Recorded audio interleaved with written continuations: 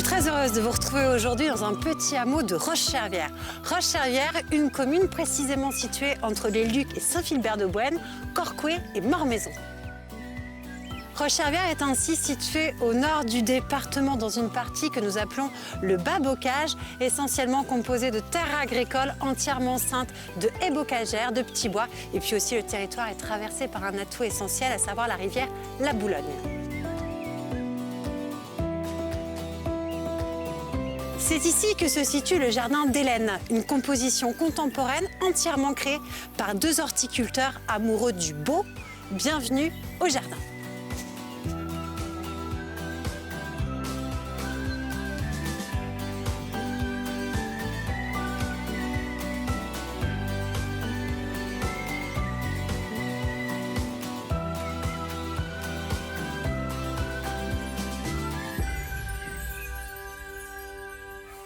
Joseph, merci de nous recevoir ici chez vous à la Coinderie.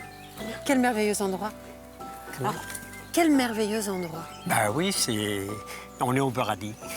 Je n'osais pas le dire. Effectivement, vous êtes au Oui, paradis. ouais. Vous êtes à l'origine de ce jardin, donc Oui. avec votre épouse Hélène. Oui. Comment tout ceci est né en fait? Ben, il est né un petit peu accidentellement parce qu'on s'est dit, à la retraite, on va trouver un petit coin pour se retirer. Quand vous arrivez ici, il n'y a rien. Il n'y a pas de jardin. Il n'y a pas de jardin, c'était le motocross de Roche-Chervière Ah et oui. puis sa réserve de chasse. Mais vous, au tout départ, qu'est-ce qui vous a attiré sur ce terrain? Les coteaux, le cadre, la possibilité de faire quelque chose de bien, quoi. Il y avait de l'eau aussi peut-être? Assez peu d'eau et donc on a demandé l'autorisation de faire un étang. D'accord. Parce que s'il y avait des incendies, et puis maintenant, on arrose avec.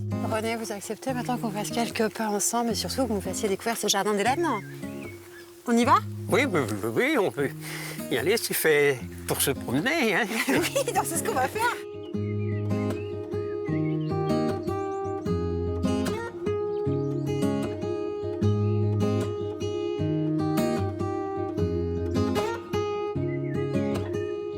René, vous étiez horticulteur, n'est-ce pas? Oui. C'est bien ça, donc vous avez une connaissance des plantes. Les plantes d'appartement, les plantes tropicales. J'imagine que vous avez énormément appris pendant toutes vos carrières, les plantes vous ont appris, mais doivent toujours vous apprendre aujourd'hui. On découvre tous les jours, tous les jours. Tous les jours, Tous les jours, on trouve des trucs nouveaux. même à la retraite, Ah ben oui, finalement. oui. Et On a que peut-être- ça à faire. Voilà, et là effectivement vous avez un temps plein pour ces plantes. Là d'ailleurs je me retourne, je vois ce massif qui est absolument magnifique avec toutes ces touches de couleurs. Question complètement de néophyte. Comment à l'origine on organise et on plante ce genre de massif? C'était prédestiné un peu. L'emplacement est fondamental. Voilà, tout était organisé relativement bien, mais guidé par l'architecte d'en haut. Alors comment vous fonctionnez à ce moment-là vous? On fait confiance et puis elle nous dit on plante. Alors on fonctionne comme ça pour les fleurs, pour les arbustes, mais aussi pour les arbres. Tout. Tout végétaux en fait. Tout ce qu'on a créé, les chemins, tout ça, c'est harmonieux maintenant, mais on ne sait pas pourquoi.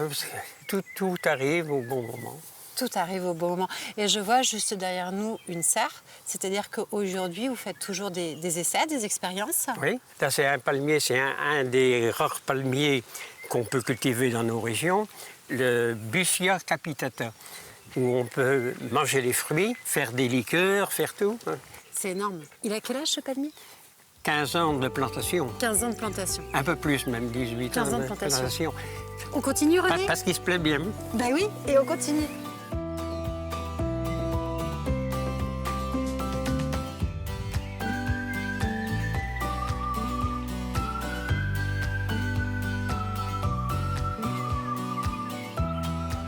Je vous propose désormais de retrouver notre apprenti du jardin. Pour l'instant, le jardin et moi.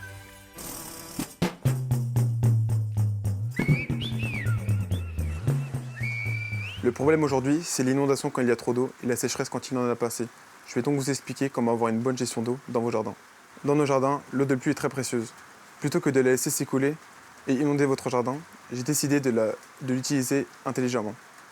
J'ai décidé d'installer une citerne d'eau qui permet de récupérer l'eau de toiture et donc d'arroser mes plantes en période de sécheresse.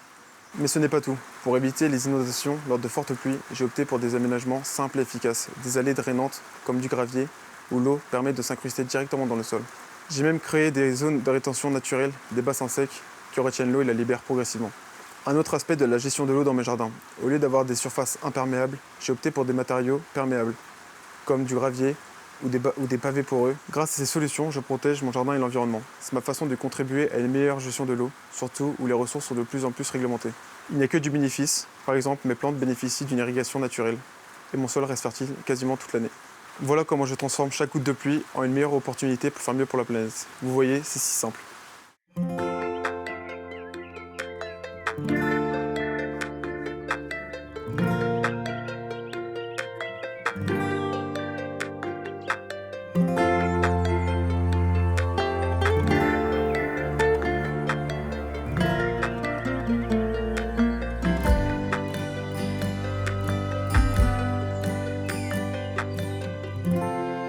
René, c'est très drôle puisque en arrivant tout à l'heure, quand j'ai commencé à regarder un petit peu le jardin, j'ai vu que dans chacune de vos plantes, dans chaque potée, il y a un petit bâton. Pourquoi?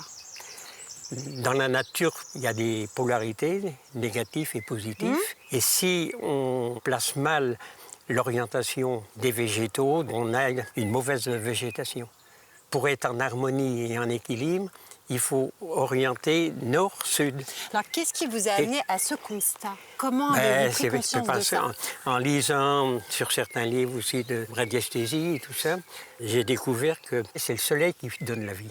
Et il fallait ouvrir comme le cœur. J'ai donc mis nord-sud et à ce moment-là, je suis en équilibre et en harmonie. Et la plante, toutes les plantes qui ont souffert dans le jardin, c'est parce qu'elles étaient mal orientées. C'est parce qu'elles étaient... Alors ça, c'est très intéressant. Donc, ce qui veut dire qu'aujourd'hui, ce petit bâton dans le pot, il indique le nord. Donc, oui. Quand vous allez bouger le pot, vous serez toujours... Il n'est plus en harmonie. Voilà. Tandis que, autrement, il est neutre. Et en équilibre avec le ciel et la terre. Elle est pleine de bon sens, cette histoire. Mais c'est la nature. Ben oui, mais vous faites bien de nous le dire. Et on devrait être comme ça. Est-ce que vous acceptez maintenant de nous conduire jusqu'à Hélène? Parce que j'aimerais beaucoup aussi avoir sa vision des choses. Oui, c'est avec plaisir, parce qu'il ne faut pas oublier que c'est elle qui entretient pratiquement l'ensemble du jardin. Moi, je fais les gros œuvres. La meilleure équipe, René et Hélène. Voilà. On est d'accord? Voilà. Nous y allons.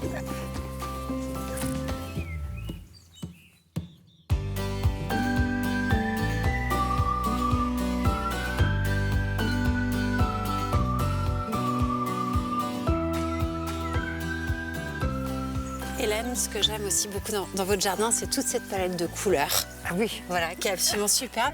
Et surtout cette petite fleur violette qui ponctue tout le jardin. Qu'est-ce? Ce sont des colchiques. Des colchiques. Oui. Ça se présente comment? C'est un bulbe? C'est un bulbe, un gros bulbe, oui, mais qui se régénère facilement. Hein. Oui. On en a peut-être acheté, je sais pas moi, une dizaine il y a 20 ans. Mais j'adore cette fleur. Et ce qui est très joli, c'est par exemple comme ici, on voit que la colchique vient s'associer au cyclamen. Ah oui. Vous réussissez à avoir un fleurissement toute l'année? Ah, toute l'année, oui. Ah oui. Ah, oui. C'est-à-dire que dans un mois, on aura quelle plante au milieu de l'automne? On a des nérines. Il y en a une de fleurie dans le jardin. Déjà, donc...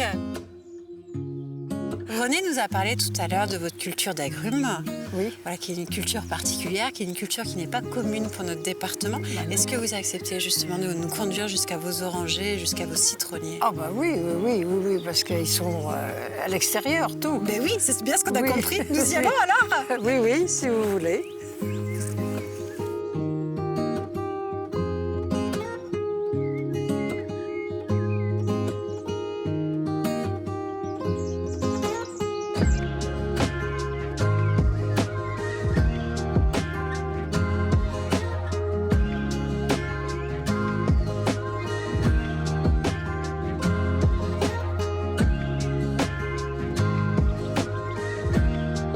Avant de poursuivre, je vous propose désormais de retrouver Olivier pour une histoire de jardin.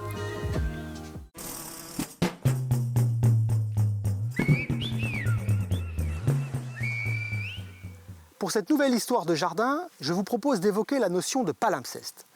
Le palimpseste est un parchemin sur lequel on a écrit une histoire. Cette histoire, on a cherché à l'effacer pour en réécrire une nouvelle, mais on a conservé des traces de l'histoire ancienne. Eh bien, on peut faire un parallèle entre ce parchemin et le paysage, entre l'étude d'un palimpseste et l'analyse paysagère. Pour l'expliquer, je vous propose de découvrir la Cantaudière à Moutier-les-Mauffais. Le château, il est construit à la fin du XVIe siècle, vers 1578. Il a une vocation défensive très affirmée, des douves, et les jardins sont réguliers, clos, à proximité du château. Les communs sont proches et bouchent un peu les vues. Au XIXe siècle, une partie des communs va être détruite et déplacée. Le potager va être déplacé à la faveur de l'aménagement d'un grand parc paysager. Aujourd'hui, nous avons donc un château du XVIe siècle avec des vues favorisées vers le paysage extérieur dans un grand parc qui n'est pas contemporain, qui est postérieur du XIXe siècle. Nous avons là l'expression d'une sorte de paysage palimpseste, d'empilement, d'intervention et d'époque, à la fois sur l'architecture et le paysage.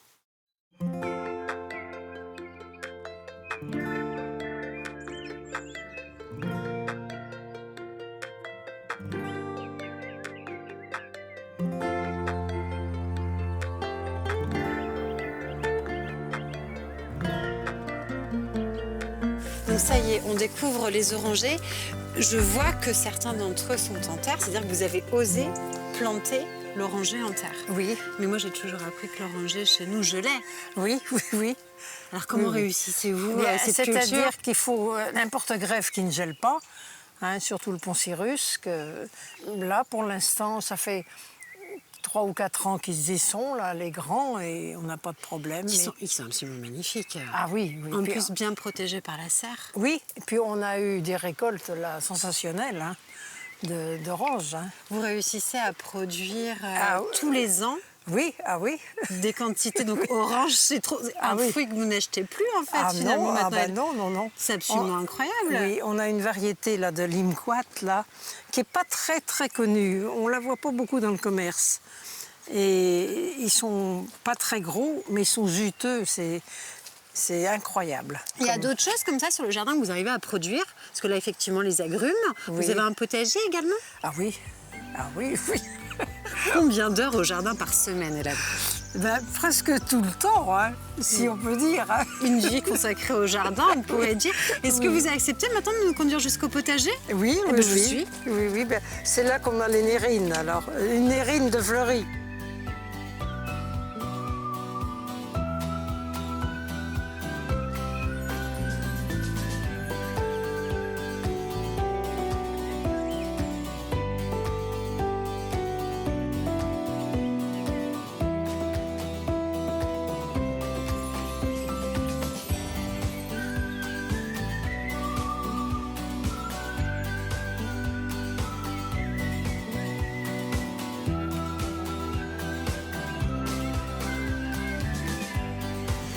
Hélène, comment vous êtes arrivée, vous, jusqu'à l'horticulture? Ah, moi, j'ai appris mon métier avec mon mari parce que mes parents étaient agriculteurs. D'accord. Et c'est mon maître de stage. Mais vous Disons. étiez déjà passionnée, étant petite, Ah oui, par oui, les mais- végétaux? Oui, parce que mes parents adoraient les... J'ai toujours vu des fleurs dans le jardin de mes parents. Hein. Ils vous ont appris, j'imagine, Voilà, toute oui. petite. Oui, oui. Et oui, donc, oui. comment on s'impose dans ce domaine-là, donc il y a quelques années, en tant que femme? C'est une évidence? On se fait tout de suite accepter ou... Oh, c'est une évidence. C'est une évidence. Bah oui, parce que quand on prend le mari, on partage son métier. Hein. Il faut être deux. Hein. Il faut être deux. Ah oui. Il faut Oui, être deux, et oui, je oui. pense que ça a fait Oui. naître chez vous de nombreux échanges, des débats, certainement, oui, des oui, soirées oui, oui, bien oui. animées. Hélène, ce qui est très intéressant, quand on vous voit vous, quand on voit René, c'est des années, voire même des décennies consacrées à ce métier. Ah oui.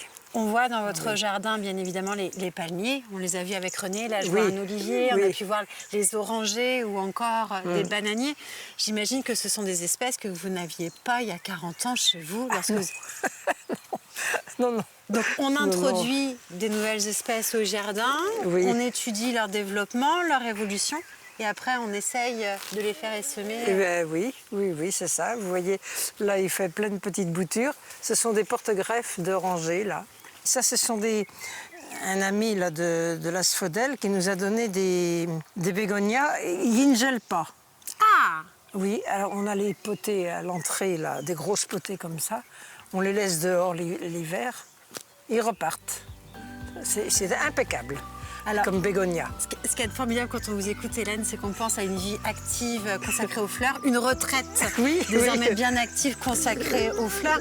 Moi, j'ai envie de dire longue vie et bonne continuation, surtout au jardin d'Hélène, qui est en plein épanouissement, comme sa propriétaire. On pense pas à autre chose. Hein. Non, mais c'est formidable. Continuez surtout, Hélène. Puis nous, on reviendra peut-être un jour voir comment se porte le jardin d'Hélène, en tout cas. Merci beaucoup. Oui. Au revoir. Au revoir.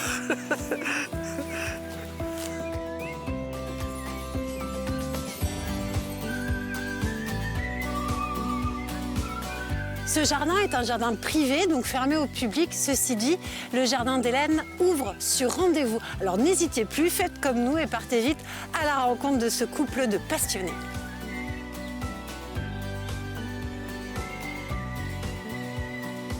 En attendant, je vous souhaite de jolies découvertes et je vous dis à très vite pour un nouveau numéro de Bienvenue au Jardin.